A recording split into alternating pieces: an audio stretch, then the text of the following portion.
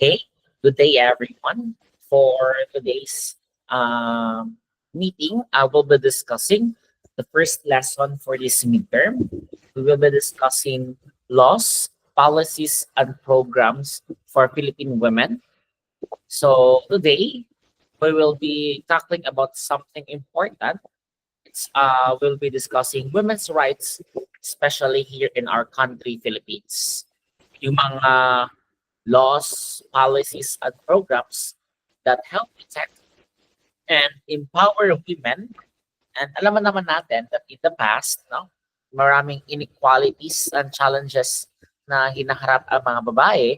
Kaya super important na that we have system in place to address these.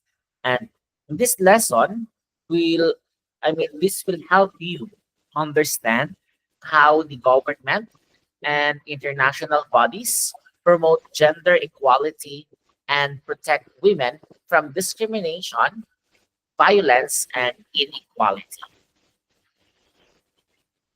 Kaya nga also, the government and international organizations, they have created laws and programs in order to solve these problems. Now, let's start discussing first the Magna Carta of Women, the Republic Act 970-710, or what we call the Ultimate Women's Rights Law. So this is basically the law pagdating gender equality in our country, Philippines, the Republic Act 9710, or the Magna Carta of Women. It's a rule book na it's all about protecting women's rights. It's a comprehensive law that promotes gender equality and empowers women by ensuring that they are given equal opportunities, equal rights in the different aspects of life. First key aspects or key features here we have the gender and development. Now, it's a participatory development perspective. Ibig sabihin nito, women should be part of the national development and not just a passive recipients ng benefits. Government offices, private companies must ensure equal treatment and equal opportunities para sa mga babae. For example, kung na ay mga leadership position, hindi dapat i-discriminate ang mga babae because they're just women. No? They will be given equal opportunities to be chosen also. Second one, the key aspects we have here is the equitable, sustainable, and violence-free. Baga pa, that's one way of featuring protection from violence and discrimination. At the same time, equal access to health education and health and livelihood programs. Also, dapat fair and long-term and safe ang environment intended for women. In terms of protection from violence and discrimination, this Magna Carta, itong batas na to, it strengthens the protection against harassment, sexual abuse, and discrimination.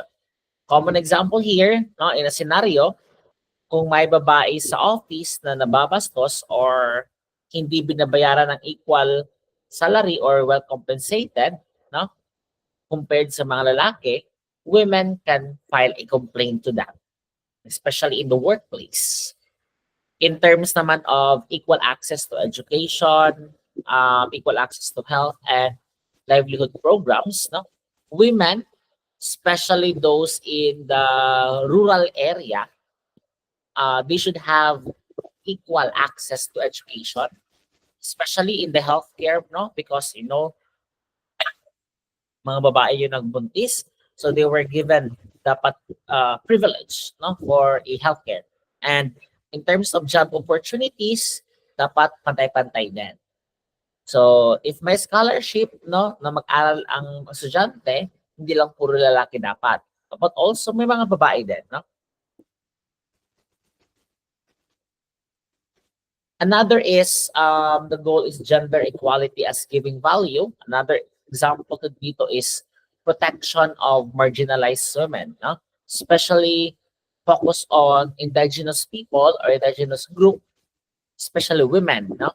So solo parents, senior women, and of course, mga biktima sa abuso. May mga program ang gobyerno, no, in order to help these battered wives, no, na makahanap ng trabaho para hindi na sila umasa sa mga abusive partners nila.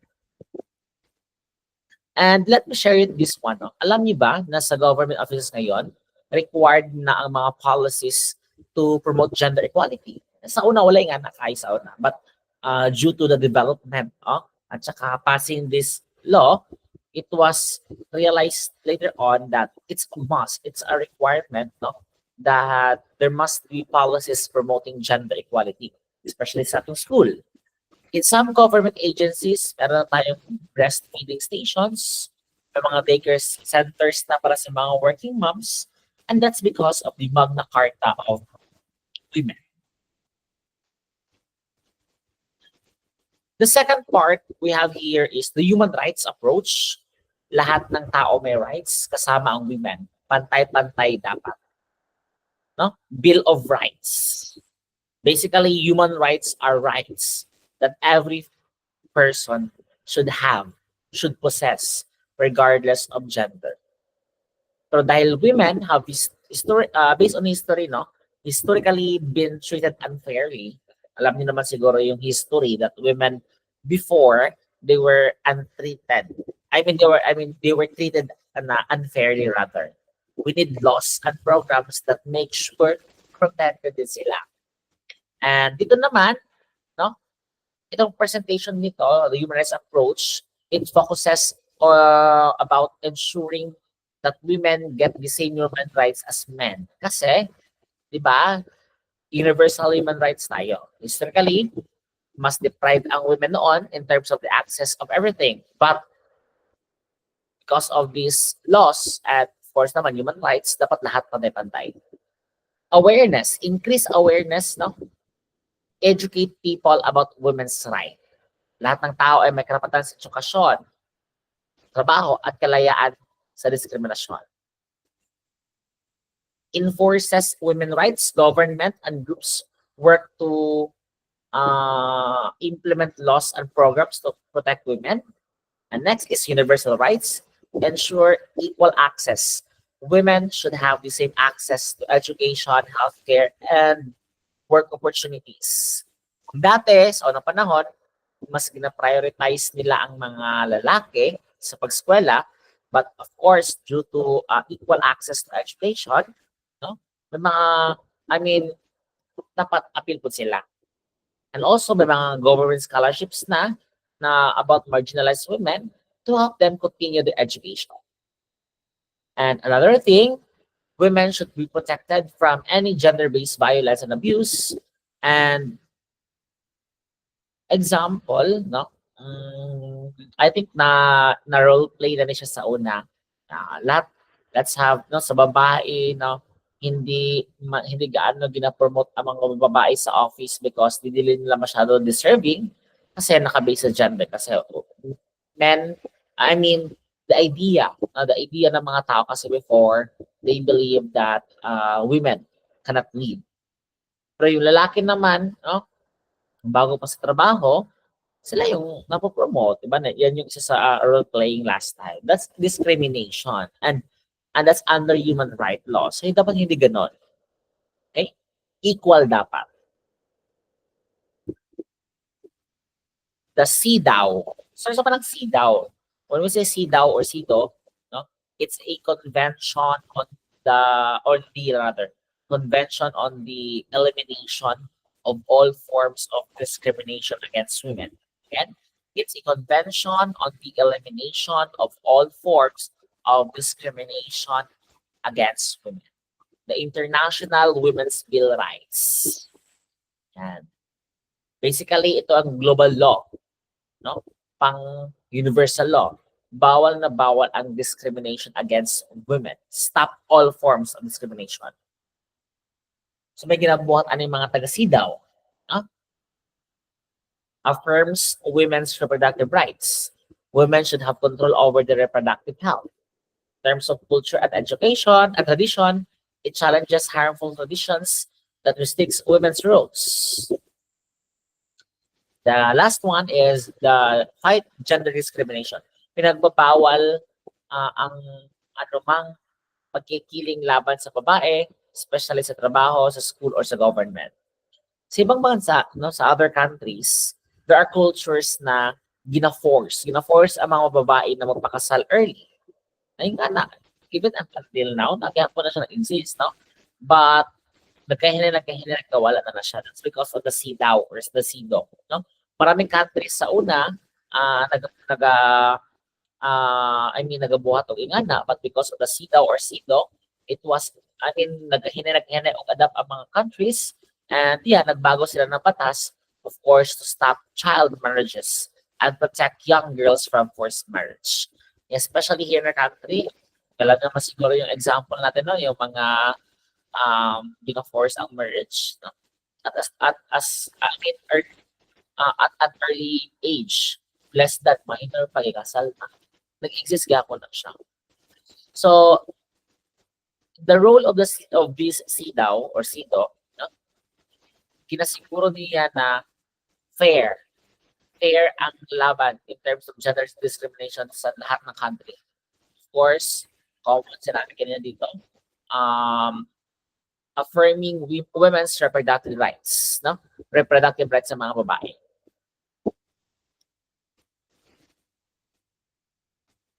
Now, let's proceed to the BPFA. It's Beijing Platform for Action. Beijing Action for Platform. It's all about let's work together for women's rights. No? Women plus men is equal to equality. It's all about teamwork. It says na hindi lang babae ang dapat maglaban para sa gender equality. Of course, men should help too. No, it's all about collaboration. Work, men and women should work hand in hand. Hindi lang babae ang nagtutulak ng gender equality. Again, kasama na dapat ang men and the whole society. Collaboration, participation, and sustainable development. Full participation in the sense that women should be included in the decision making, especially in work, politics, and in our society. In terms of sustainable development, women empowerment should be a part of long-term economic and social development. Alam niyo ba sa other countries, mas konti ang babae sa gobyerno? That was before. Kaya under the BPFA, no, may mga affirmative actions programs na po tayo para matadagan ang women leaders sa politics and companies. In our country, Philippines, we can say talaga that majority of our leaders, no, government politicians are men. Pero nagkahinay na naghana ang atong mga leader na mga babae.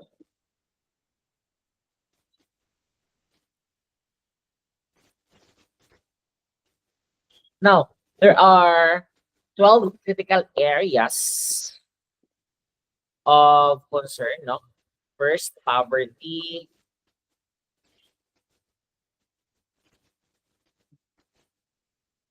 Health, education, and violence. Sabi dito, women are more likely to be poor, rising burden of poverty of women health, unequal access to healthcare, inadequate access to education, and of course, violence against women. Dati, women had a very limited access to government positions. Pero ngayon, women are, look at them, no? The first Filipino president, we have Cory Aquino. It was then followed by Lorena Galabayo.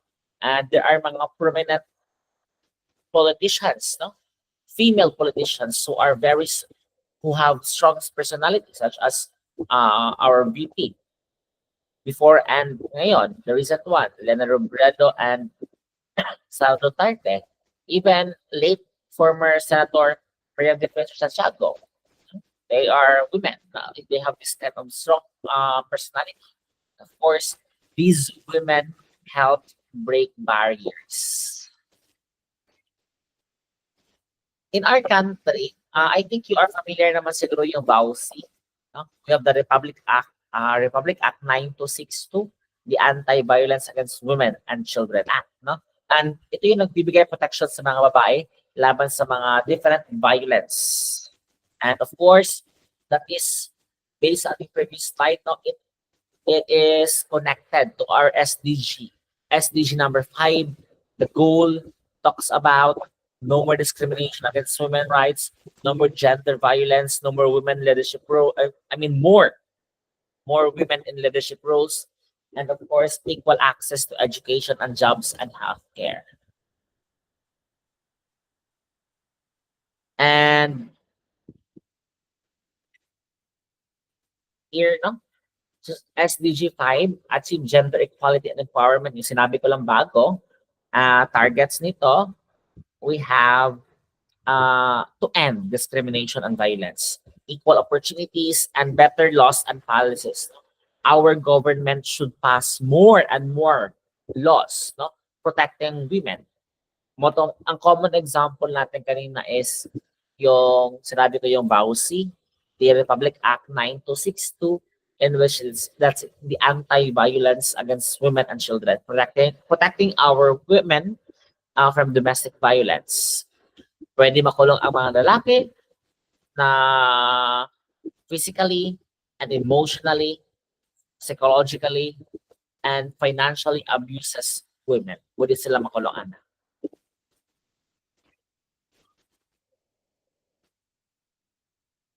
The Philippine Constitution, no, women's rights are guaranteed. That's in our 1987 Philippine Constitution. It actually guarantees that women and men are equal before the law. Equality, women should have the same legal rights as men. In terms of development, women should be included in nation-building leadership. In terms of inclusion, government policies should ensure women's full participation. Sa una, no, wala pa batas talk about solo parents. But we have right now the Solo Parents Welfare Act. It's Republic Act 897. It gives benefits like financial assistance and extra leave benefits for single moms. The GAD, Gender and Development Plan. Each school ay GAD at each school. I don't know sa Holy Cross Kisatom head sa GAD, no? So the GAD plan is required in all government agencies, not just in all government, but also private organizations, just like Holy Cross. Of course, this is one way of mainstreaming gender perspective and policies program. First, formulation, government must create gender-sensitive plan and there must be an allocation. At least 5% of the government budgets should go to gender-related programs. And of course, implementation, these plans should be followed and monitored. Since sabi kanina that the GAD, no? I mean, all government agencies na ay ni siya ay GAD. So of course, pinakagamay